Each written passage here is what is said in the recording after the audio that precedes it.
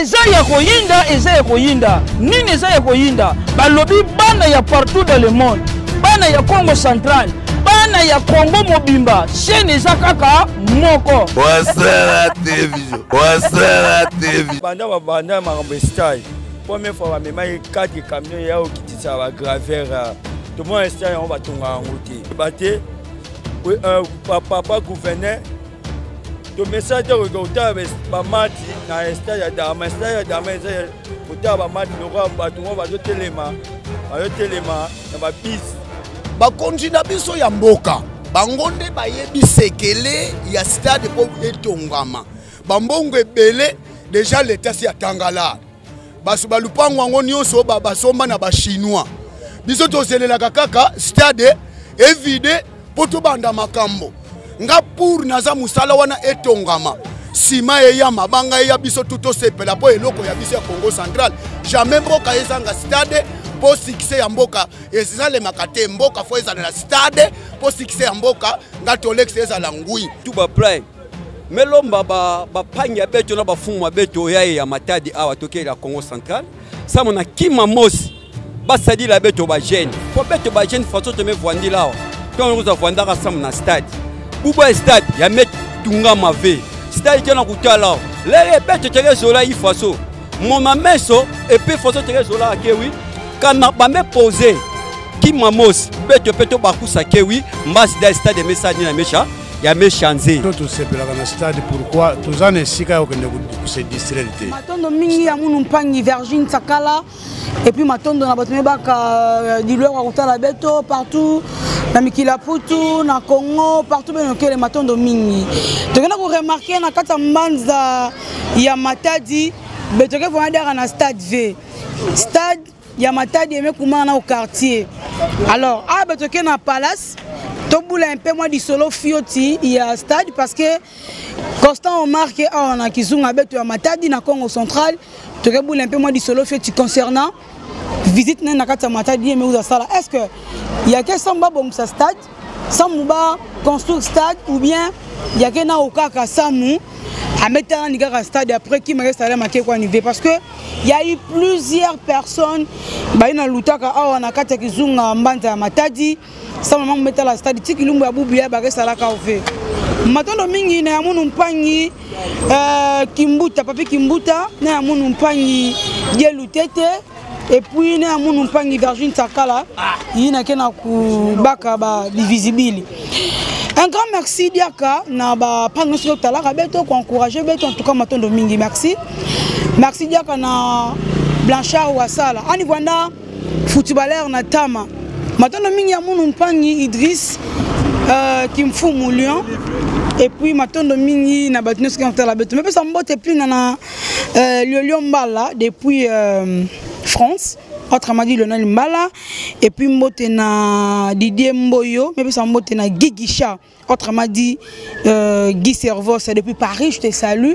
Et un grand merci aussi à André Kachamwana Montréal, l'Enkouma. André Kachamwana Montréal, l'Enkouma, je te salue. Mais ça m'ote na bankoulout nous qui n'ont pas la bête na nganda ya bouala. Eh beto na couloir ya tetembo ya oyai. Miriai beto na couloir sans beto kwenda na mairie de Matadi. Toke na utambula. Samto monsi na belo mam faso yake na salamina to mari me katuka awa betoke baka ba image to na ulomba ba to ba image ina betoke vous très bien après sans me camper ko interviewer ba pangine soke wana kizunga ya Matadi moi feti fioti et après betoke des annoncer émission maintenant Dominique merci. Le président Ostoma accueilli le gouverneur du Congo central Atuma Tubona Koloki. Le président Costa Omar, accueilli par le gouverneur Atuma Tubona Koloki. Ketemidi, Rekomo, Bonakoyamba, le président Costa Omar.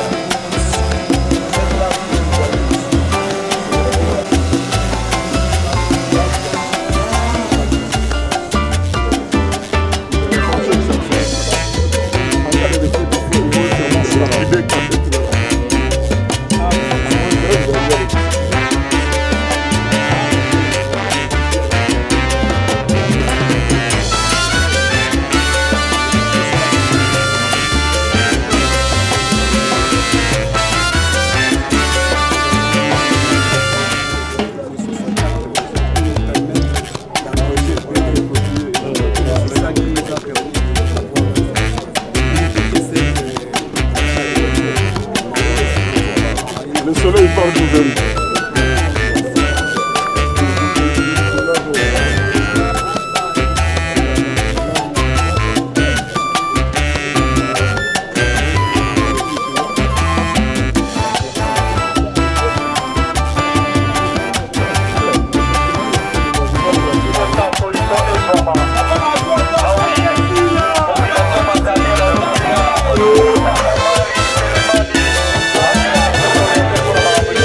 Thank you.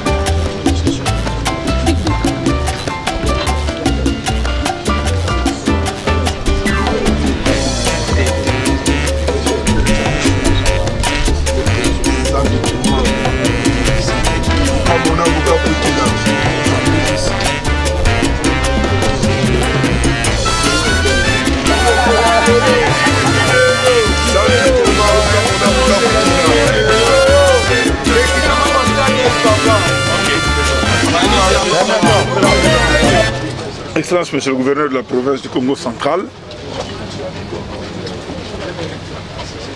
Leurs Excellences, Messieurs le ministre, provinciaux, Mesdames et Messieurs, le président de la Ligue provinciale du Congo central, chers collègues membres du comité exécutif Kimbangu de la FECOFA, Mesdames et Messieurs, au nom de la Fédération congolaise de football association et au mien propre, je voudrais saluer et remercier le gouverneur de votre province qui a tenu à nous inviter pour nous associer aux travaux de construction et d'achèvement de ce beau stade appelé Stade Lumumba, si je m'en abuse. Nous n'avons pas hésité de répondre directement à l'invitation du gouverneur, tout simplement parce que ça entre en droite ligne dans nos préoccupations du moment, plusieurs fois exprimées, tant au niveau des autorités nationales qu'au niveau de la presse. Sans des infrastructures de base, de qualité, on ne peut pas sortir un bon football. Et en fonction de ce que je suis en train de voir, que je viens de voir et visiter, il faut saluer cette ingénieuse initiative qui pourra doter cette province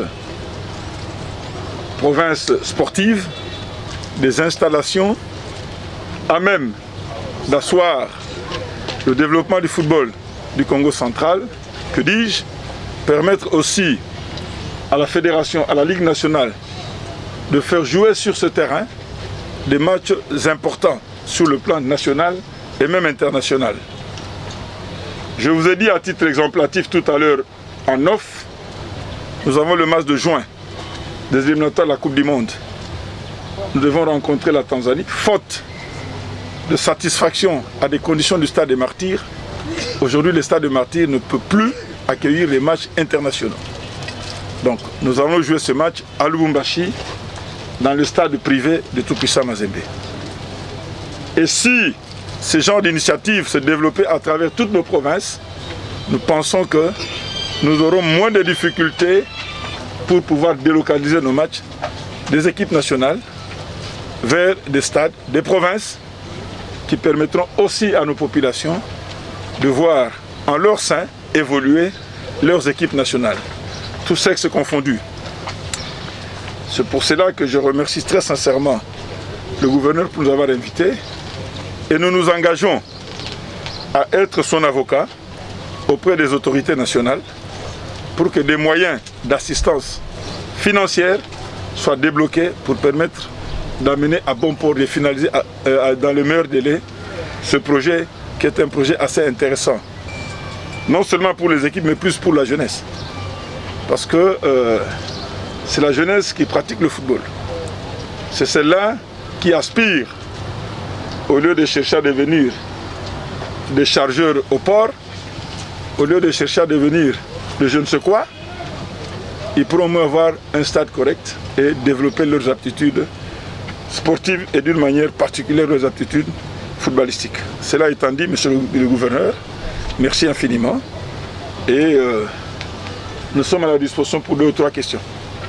Son Excellence.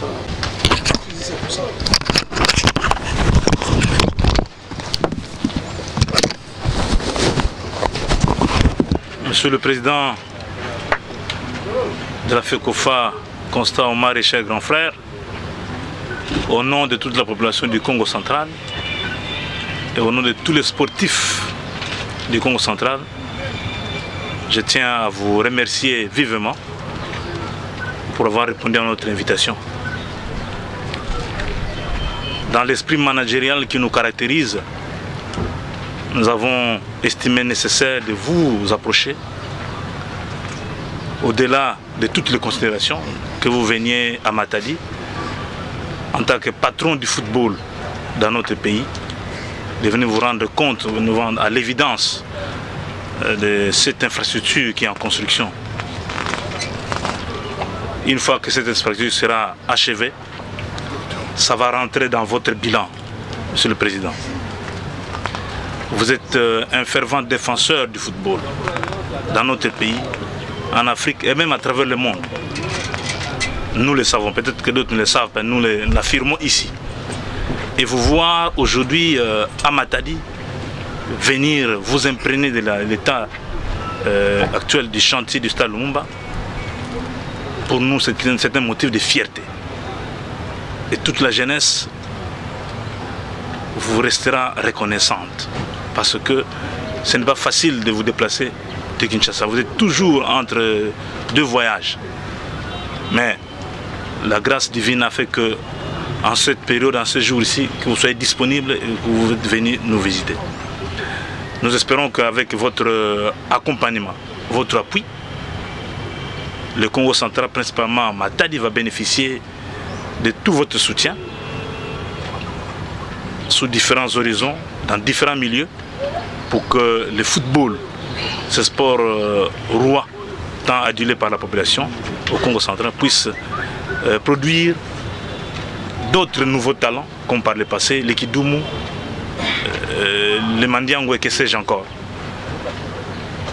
Nous venons de signer une convention de partenariat entre la FECOFA et la province, parce que nous estimons que construire un stade, c'est une chose, mais les doter des moyens ou des normes avalisées par la FIFA en est une autre. Voilà le sens de la convention que nous venons de signer, pour que partout où nous allons construire des stades, que ces stades ne souffrent pas de l'homologation, pour qu'ils puissent accueillir toute rencontre sportive de quelque niveau que ce soit, local, national, provincial, africaine, même internationale. Voilà le sens du contrat, de la convention qu'on vient de signer. Mais sinon, au nom de tous les sportifs de la province du Congo central, tous les footballeurs, tous les amateurs du ballon rond, nous vous remercions du fond de nos cœurs parce que votre présence ici est en train de faire parler tout le monde et tout le monde est content.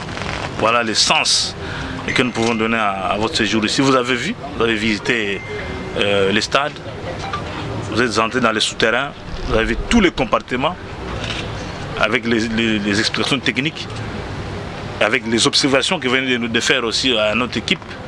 Je pense que dans la poursuite des travaux, nous allons toujours tenir compte de vos observations et nous avons demandé aussi que vous soyez associés en conseil par rapport à l'exécution des travaux qui restent pour qu'au finish, nous puissions avoir un stade qui sera homologué sans trop de difficultés et qui puisse servir au monde entier, pas seulement à la province ni au Congo, notre pays, mais au monde entier.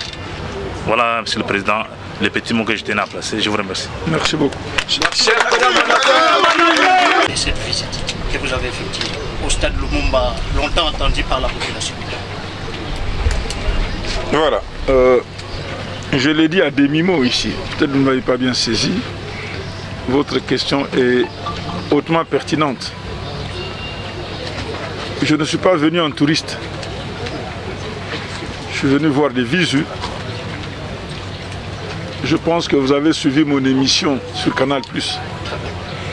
J'avais bien précisé qu'il nous faut une politique sportive dans ce pays assortie de la construction des infrastructures. Je l'avais relevé. Au chef de l'État aussi, la dernière fois qu'il lui a été donné de m'accorder une audience, je lui ai répété la même chose. Qu'il n'y aura pas de développement de football si on n'a pas des infrastructures. Je disais hier au gouverneur, à l'état actuel de Damar, Damar ne peut pas produire des joueurs. Damar ne peut plus produire des joueurs. C'est des jeunes qui tapent au ballon mais qui ne seront pas des joueurs. Et qu'il était tout à fait idoine et indiqué que ces travaux soient parachevés pour permettre à ce qu'effectivement le Congo central, qui a produit par le passé beaucoup de joueurs, puisse se doter d'un outil qui servira de plateforme pour le développement de l'activité physique et sportive, principalement le football dans la province. Ça signifie quoi en d'autres termes? Ma présence ici, c'est de m'imprégner personnellement des réalités. Déjà à l'époque du fait gouverneur Badou, je vous devais venir, il m'en parlait souvent, même Edouard Kiakumbuta. Mais seulement qu'on n'arrivait pas à agencer nos agendas. Mais je pense qu'aujourd'hui, plus qu'hier, ça devient plus qu'urgent. Première fois, je suis 4 camions qui ont quitté la graveur. Tout le monde est installé en bâton en route. Tout le monde est sous-sous. Je suis en vidéo pour écouter la tôle, pour écouter la stade. Tout le monde est installé en marathé. Tout le monde, la première fois, pour être ensemble. Il y a un stade, un stade de Salema. Tout le monde est installé en Salema. Deuxième fois, le gouverneur na batu ya makambo style ba obasa contrat na ba on pa ba tonga style on ti lelo etonga marati to comprendre te banda ba kanga style yango moko ni ba banda biso ba banda style ba tonga style to ye baté papa gouverneur to message ko ta ba mati na style ya dama ko ta ba mati lo ko ba to ba telema na ba bis. Tozolinga vumesta ya miso zonga nezalaka tozonga na sentiment ya foot ya style ya Lumumba ti lelo style etonga marati to pese chance abanda ngama style ya kokangama ba memela biso ba mama mo ba uta nzela ya kipese baya kolonga matiti po musale bandi ti lelo style ya etonga marati to un souci vraiment papa gouverneur na président ya assemblée provinciale. Merci beaucoup. C'est moi Ptolex. Nazongsi matoni ndenge bolobi. Stade de Lumumba ngamoko naza 5 ya Léopard. Biso nyonso omoni ke eloko etelimisaka mboka ngui stade fo ezala kitoko. Après tout bakonzi na biso ya mboka bangonde bayebi sekele ya stade po etongama. Bambongo ebele déjà l'état si atangala. Basu balupango wango nyonso basomba na ba chinois. Biso tozelela kaka stade évide poto banda makambo. Ponga moko 5 Léopard na chabi e biburueti naza 5 nga. Na sali tole boyebi. Mais ba konjembo kabiso tozo souhaiter biso ba joueur ke nzambe azala na bino ke tolingite ke musala wana ekatama. Nga pour naza musala wana etongama.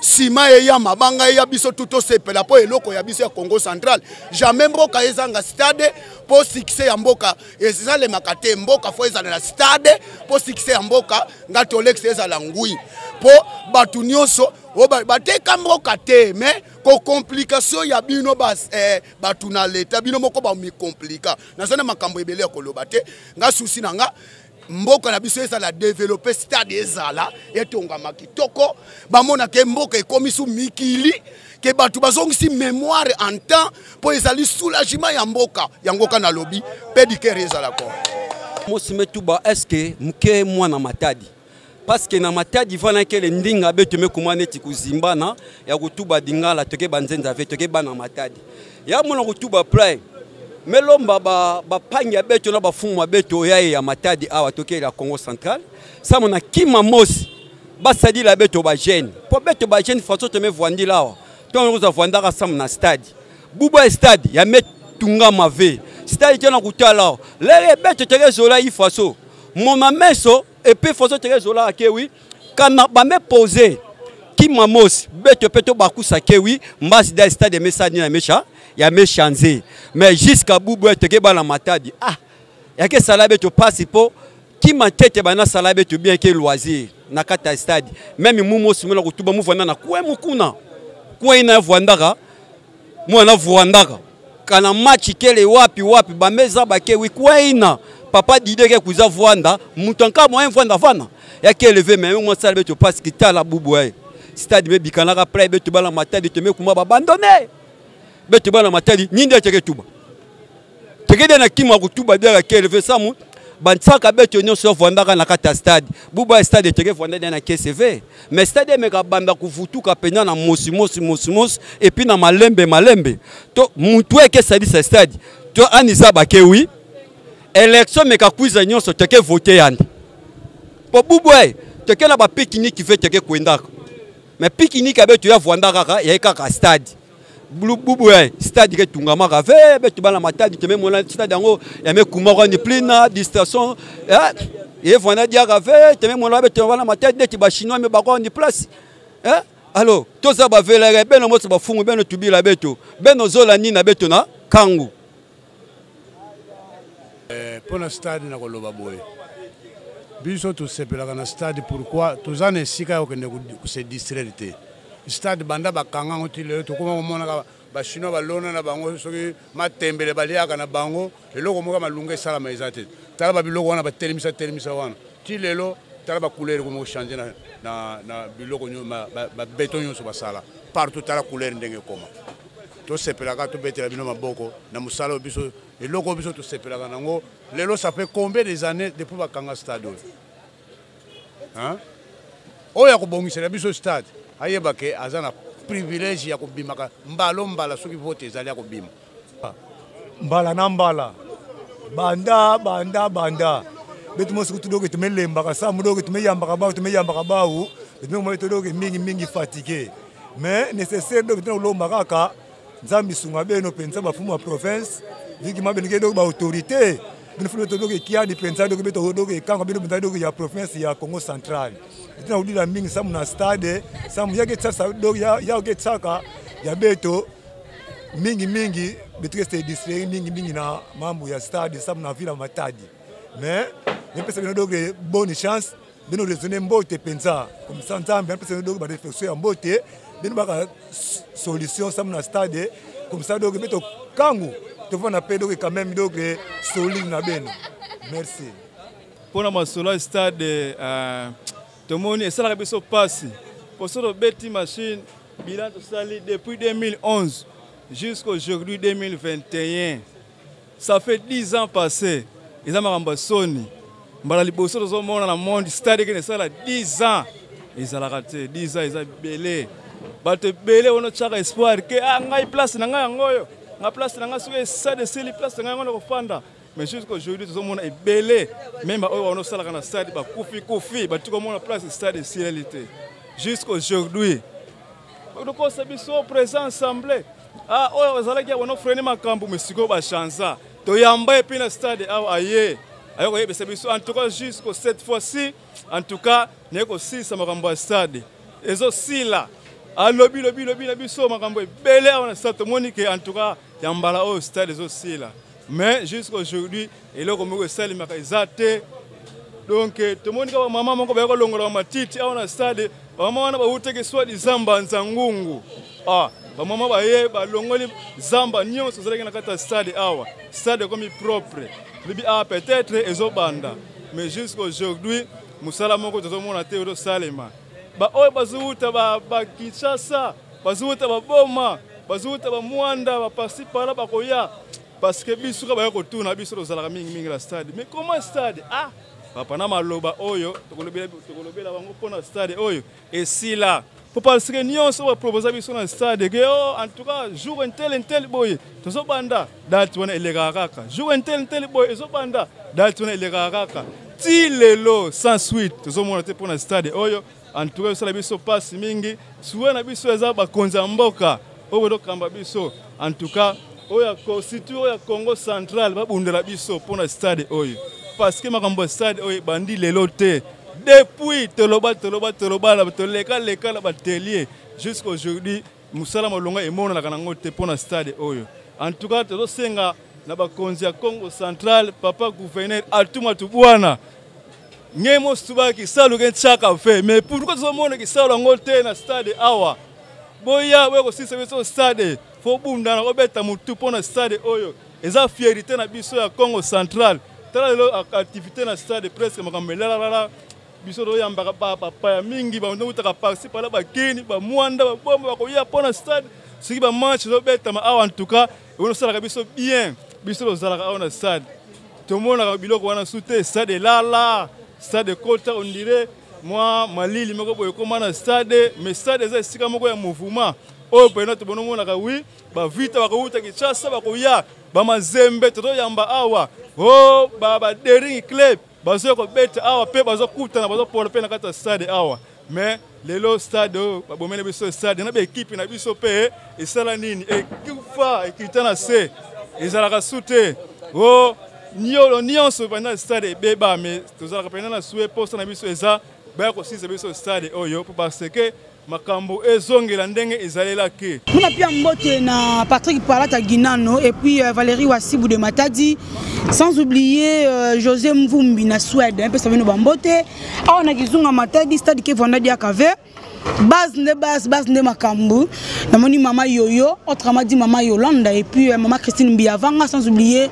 maman Polisha donc un grand merci pour na ba soutien na bino également Dodoli Makandu je te salue président d'homme na Lille le barou tu as été parce que yonde makambo ba charge président d'homme na Lille je te salue un grand merci pour notre partage et un grand merci au salut moko yebi et puis merci Lisusu na André Kacha moi na Montréal l'Nkouma je te salue mon vieux BM Sepelas diabète et joie de vivre waneza na kati ya Lille donc ya président na biso na kombo ya Bena Massissa je te salue et d'abord pour la lutte contre la diabète je salue en présidente Massissa je te salue Massissa Yaba Bena je te salue depuis à Lille lutte contre la diabète avec le temps aussi bureau et on Matadi et puis un grand merci na Gauthier mascotte na Londres mo konza Londres une makambu